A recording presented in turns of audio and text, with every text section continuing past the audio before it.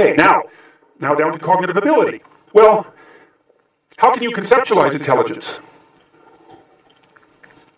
Well, this is a major problem because your initial conceptualization determines in part the strategies that you're going to use to investigate intelligence. And when you pare a sentence down to what is intelligence, the sentence is problematic because part of it is a question about if and how such a thing might manifest itself in the world. So there's a fact out there, or set of facts that corresponds to intelligence, but the other problem is, well, what do you mean when you say intelligence?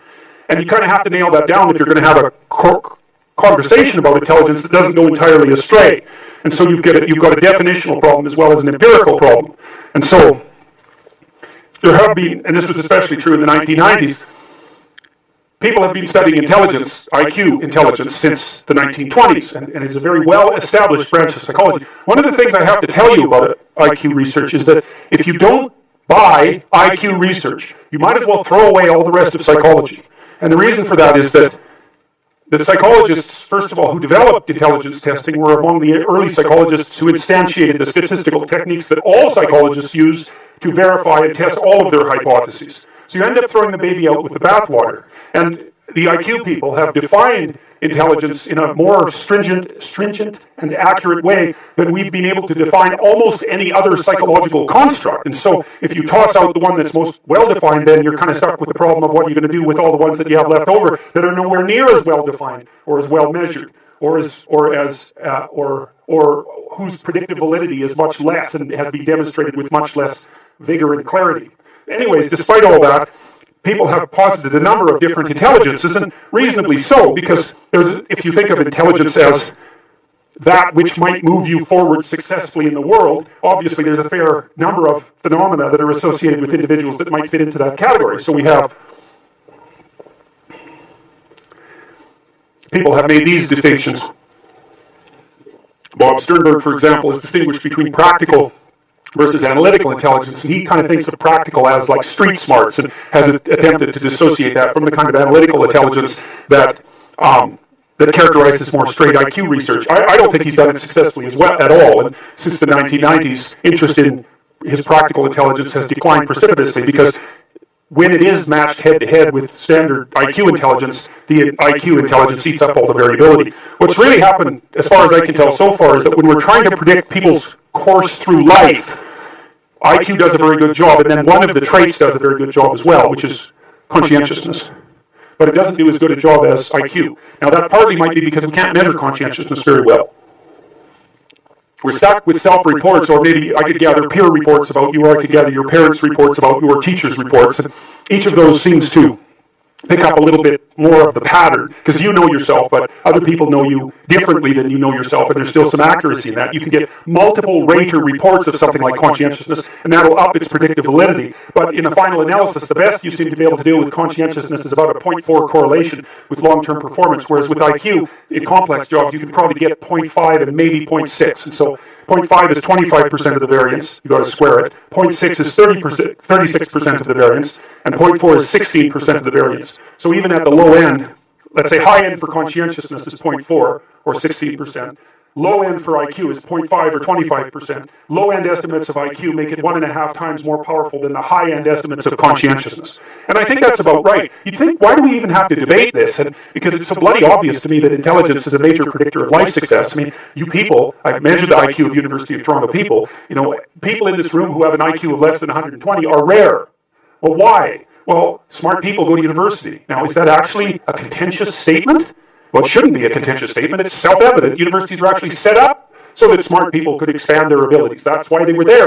You're selected on the basis of assessments that are essentially there to assess something like intelligence. Maybe what the controversy is that whatever you're measuring is so being able to perform those. Yes, but that is part of the controversy. Is it reasonable? And this is a measurement issue. And that's why I've been instructing you to some degree in psychometrics, because we actually know how to do this. We know how to answer that question. So let's take a look at how intelligence has been assessed and why, and then you can make up your own mind. Anyways, here's some of the examples of other forms of intelligence. And so then the question is, well, what does it mean to have a different form of intelligence? Would Form A and Form B be completely uncorrelated? like extroversion, say, and neuroticism, or would they be slightly correlated, or would they be highly correlated? And then you might ask, well, how highly correlated do they have to be before they're the same thing? Or how uncorrelated do they have to be before they're different things? And actually the answer to that comes down to something like practical utility. It's like, imagine I'm trying to figure out how well you'll do in university. And I measure one thing, and it's correlated at 0.7 with another thing I measure about you. Then I might say, well, are those two things the same or different? They're pretty highly correlated. You're high in one means you're going to be high in the other. Well, so is there any utility in measuring both things? And the way you figure that out, actually, is you do it statistically. So we take the target, which might be your performance across university, and then we say, well, can we predict your performance across university better by using one variable or two variables? So we enter them both into a regression equation. All a regression equation does, it's quite simple. So you're trying to predict the target, and the regression equation tells you how well you can predict that target if you know another fact. Now then it gets a little complicated because that's a correlation. How well you can predict B with A. Well, a regression will say how much you can predict C if you know A and B, or A and B and C and D and E, because you can use multiple predictors, and you can weight them. So it might be 2 times A plus 1 times B equals C. And that's all a regression equation does. It's just multiplication and addition. Very, very straightforward. And so two variables are sufficiently different functionally if you can use both of them simultaneously to predict something of interest. So again, it's a tool-like approach. This is how the psychometricians do it. It's something real. Well, it's real if you can measure it and it helps you predict. That's how it's defined. So then you might say, well, are there these multiple intelligences? Well, the first question would be, well, what do you mean by are there? And the answer to that would be, well, let's specify the question, since we're going to be scientific about it. Let's predict how well people do in university. We'll start with the assumption that if intelligence isn't associated with university success, then you're probably not talking about intelligence. Now, you could argue that, right? Because you could say, well, intelligence has nothing to do with university success. That's a definitional matter. We'd have to agree to begin with. Is it reasonable to start with the presupposition that intelligence and university success share something in common? Well, I think you have to be daft to deny that initial proposition, although you could. Because you could say it was privilege or socioeconomic status or any number of sociological phenomena, and some of those are obviously relevant. Social class, for example. Because, if you're in a higher social class, and all things being equal, intelligence included, if you're in a higher social class, you're more likely to go to university than you are if you're in a lower social class. So there's other factors that are going to influence whether or not you do well in university, but we're going to assume that one of them might be intelligence. Well, then you would ask, well, if you measured social intelligence, so that's, what do they call that? Social intelligence? No, emotional intelligence, which does not exist, by the way. Emotional intelligence, moral intelligence, linguistic, musical, logical, mathematical, spatial, body kinesthetic, interpersonal, and interpersonal. All different forms of intelligence. Okay, so to answer the question of whether they exist, what you do first is pick a target, prediction of university performance. Then you make a measure for each of them. Then you test to see if the measure measured the same thing across multiple instances within the same person. That's a reliability test, because what the hell good is your ruler if it stretches when you use it? It has to measure the same thing multiple times. And then you would say, okay, we'll take all these different intelligences, measured the way we've decided to measure them. The first thing we'll do is see how highly correlated they are, because if they're two of them are completely correlated, then you have one, you don't have two, because that's virtually the definition of one instead of two. You can factor analyze them and see if you can pull out what's common across all of them. That's another thing, because then you might say, well, intelligence is what's common across all the measures of these intelligences. It's a proposition, it's not a fact. You have to decide if you're going to agree with it, but if you were going to do that, you'd use a factor analysis. You'd say, well, if someone was more likely to be musical, if they were also high in linguistic ability, and more likely to be logical and mathematically inclined if they had a high spatial ability, etc., then you'd be hypothesizing that there was one factor behind all of those manifestations that's somehow similar. And maybe there wouldn't be. And then you take all your measures and you put them in something like a multiple regression analysis, and you predict your target, university performance. And then maybe you'd say, well, wait a minute, let's not just use university performance. Let's use junior high performance, high school performance, university performance, and job success. And then let's say that the only things that predict success across all of those categories and that are the same we're going to define as intelligence. Well, that's basically how you end up with IQ.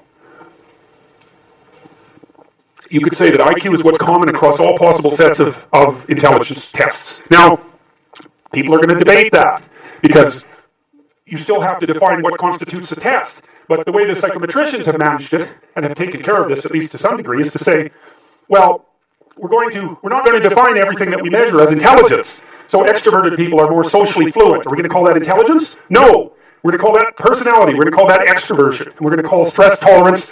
You could say, well, if you can tolerate more stress, you're more intelligent. It's like, well, no, that isn't how we've defined it. We're going to define that as being lower in neuroticism. If you're cooperative, you're more intelligent. That's emotional intelligence. Well, what? You're less intelligent if you're competitive? Well, no. So we parse that off to agreeableness. So then the question might be, is there anything left of these so-called intelligences once you control for personality and IQ? And the answer is no. Nothing. Nothing left of them. And the people who keep pushing these ideas keep trying to push them because they don't like the idea of real individual differences. And to me, that's just a matter of sticking your damn head in the sand because it's obvious. Here, you're going to have a child. You want the child to have an IQ of 65 or 145. Decide. Okay, so you're all going to vote. Okay, you think any one of you is going to vote to have a child with an IQ of 65. That child's going to have a hard time developing even linguistic ability. They're never going to learn to read. Right? They're never going to leave home, in all likelihood. So which child are you going to pick? Well, so do you believe in intelligence or not? So here you go. This is from the Wonderlic people. They're a commercial company that makes general cognitive ability tests, and it's often used by corporations, even though it's actually illegal. It's actually illegal to use IQ tests, but the Wonderlic doesn't promote themselves as testing IQ. I think it's general cognitive ability, which is the same thing, but whatever. The SATs, the GREs, the LSATs, all of those are IQ tests. So now they're more crystallized than fluid, and we'll get to that in a minute. But crystallized knowledge is what you accrue across time. So you could say that fluid intelligence is what programs your brain. It fills it with facts, let's say. It fills it with knowledge. But you can get an estimate of your intelligence by sampling your domain of factual knowledge. And the reason for that is that, well, obviously, the better the programmer, the better the content. And so what that also means is that you could, if your prefrontal cortex was damaged later in life, your fluid IQ could plummet, but your crystallized IQ remain more or less intact. So even though they're not different, one produces the other, and then once the producer has produced, then the producer can disappear, and you've still got the encoded knowledge. So at least that's how it looks to me. So, okay, so how smart do you have to be different things in life? Well, if you have an IQ of 116 to 130, which is 85th percentile and above, so it's one person in 8 up to one person in 130, I believe is 85, 90, 95, is it 95? I think it's 95. One person in 8 to one person in 20. Then you can be an attorney, a research analyst, an editor, an advertising manager, a chemist, an engineer, an executive manager, etc. That's not the high end for IQ, by the way. That it can go up. Well, it can go up indefinitely, although there's fewer and fewer people as it goes up. So if you want to be the best at what you're doing, bar none, then having an IQ of above 145 is a necessity, and maybe you're pushing 160 in some situations, and maybe that's making you one person in 10,000 or even one person in 100,000. And then also, to really be good at it, you probably have to be reasonably stress tolerant and also somewhat conscientious. So, people, well, you think, well, why is it that smart people are at the top of dominance hierarchies? And the answer to that, in part, is because they get there first. Right? I mean, everything's a race, roughly speaking, and the faster you are, the more likely you are to be at the forefront of the pack, and intelligence in large part is speed. That's not all it is. So if you're moving towards something difficult rapidly, the faster people are going to get there first. So IQ of 110 to 115, so that's 85th to 73rd to 85th percentile. Copywriter, accountant, manager, sales analyst, general manager, purchasing agent, registered nurse, sales account executive. If you look at universities, the smartest people they're above this. Who are the smartest people at university? What do you think? Mathematicians, physicists and mathematicians, right. I could tell you who's on the other end, but I won't. Yeah, I'd like to, though. Anyways, okay. Going down now 103 to 108 is slightly above average, right? 60th to 70th percentile. Store manager, bookkeeper, credit clerk, lab tester, general sales, telephone sales, accounting clerk, computer operator, customer service rep, technician, clerk, typist. So you see at this level, people have some technical skill and some ability to deal with complex things. Okay, that's dead average.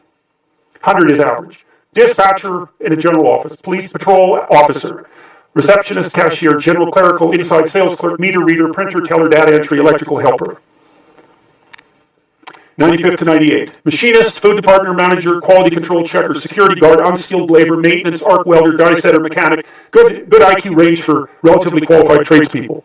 87 to 93. Messenger, factory production worker, assembler, food service worker, nurse's aide, warehouseman, custodian, janitor, material handler, packer. Now, what you're starting to see is that as you move down the hierarchy, the jobs get simpler. They're more likely to be assigned by other people, or they're repetitive. Because what IQ predicts to some degree is how rapidly you can learn something, but once you've learned it, it doesn't predict necessarily how well you do at it. And so the more repetitive jobs people with lower IQs are more suited to more repetitive jobs. Under 87, is there something? Well, no. Right. That's a big problem. And it's something our society has not addressed at all. Jobs for people with IQs of less than 85 are very, very rare. So what the hell are those people supposed to do? It's like it's 15% of the population. What are they supposed to do? Well, we better figure it out, because one of the things that's happening too is that as the high IQ tech geeks get a hold of the world, the demand for cognitive power is increasing, not decreasing, right? You want to be a teller? Well, you know, those checkout machines, they're not so simple. You want to work at McDonald's? You think that's a simple job? You don't see robots working at McDonald's. And the reason for that is that what McDonald's workers do is too complex for robots to do. So this is a discussion that no one wants to have, but that's okay. It's still a problem, and it has to be dealt with. So the U.S. government, I think I told you this at one point already, it's illegal to induct anyone into the U.S. Army if they have an IQ of less than 83, right? It's about 10% of the population. Because the U.S. Army, they've been doing IQ testing since IQ testing began, because they want everybody they can possibly get into the Army, because in peacetime, they use it as a way of moving people up the socioeconomic ladder, and in wartime, well, obviously, you need as many soldiers as you can get your hands on. And so you're not going to be any pickier than you have to be. So when the U.S. Army says it's illegal to induct anybody into the armed forces if they have an IQ of less than 83, then you know that they've done it for absolute necessity, right? And when people have made a finding that contradicts what they want to hear, and they're doing it out of absolute necessity, you can be reasonably true that it's one of those facts that just won't bloody well go away. And so you might think, well, if there's nothing for someone with an IQ of less than 83 to do in the Army, what makes you think that there's something that they can do in the general population? And then the issue is, because the conservatives will say, well, they should just work harder. It's like, sorry, that ain't going to fly. And the liberals will say, well, there's no difference between people anyhow, and you can just train people to do everything. And that's wrong. So they're both wrong, and they're seriously wrong. And the fact that neither side of the political perspective will take a good, cold, hard look at this problem means that we're going to increasingly have a structural problem in our societies, because we're complexifying everything so rapidly that you can't find employment unless you're intelligent. You guys are really going to face this. Lawyers are disappearing like mad. And the reason for that is, you can look it up online. Increasingly, you can do things yourself if you're smart. And so, like, the working class people have been wiped out pretty nicely over the last 30 years by automation and various other things. It's the low end of the white-collar class that's coming up next. So I'm not saying that lawyers are in the low end, but low-end lawyers are in the low end of the white-collar class. So there's still going to be plenty of positions for people who are creative and fast on their feet and super smart. In fact, those people are going to have all the money, and that's already happening to a great degree. Because if you're smart and you can use a computer, you're so smart it's just absolutely unbelievable, right? And if you can't use a computer, and lots of people, and I don't mean, you can open Word, that isn't what I mean. I mean you can program, and if you can't program, well, you're right at the next end. So if you haven't got that with you, you're going to be left behind. Oh, a lot of them will take Demerol. That's what's happening in the United States. Yeah, it's an opiate. Yeah, so there's a massive drug problem emerging in. Yeah. Yeah, no, I'm telling you, that is what's happening. Yes. Drugs. Yeah, drugs of abuse. Well, what is happening to a large degree is people drop out of the employment race. They get very depressed. They develop chronic pain problems, especially if they're men, because chronic pain and depression are very much the same thing. And then they subsist on opiates, which are subsidized by Medicaid in the U.S. I'm not kidding about this. This is exactly what's happening. What else is going to happen to people for whom there's nothing to do? They have a terrible time, especially if they're conscientious. That's a good question. The AI guys are pushing hard on this. Hey, what's the biggest employment category? Driver. Think about it. What's Tesla doing? What are all the AI guys working on as fast as they possibly can? Driverless cars. No problem. Except that's the biggest employment category for men. So what are those guys going to do? Yeah, they're going to sit home and, be miserable with their wives and take opiates because they have chronic pain problems. Right. Nasty. And you might think, well, could they think up something else to do? Well, if you have an IQ of 83 or less, you're not going to be doing a lot of thinking about something else to do. That isn't how it works. Because you're more of you're an act person, not a thinking person, roughly speaking. And so if you have a task at hand, especially if you're conscientious, you can diligently go about it. But, I've tried to train people with IQs of 80 and less to do what I would consider tasks that one of you could learn to do in 10 minutes and never make a mistake again. And it's like tens of hours with bare minimum mastery of the task.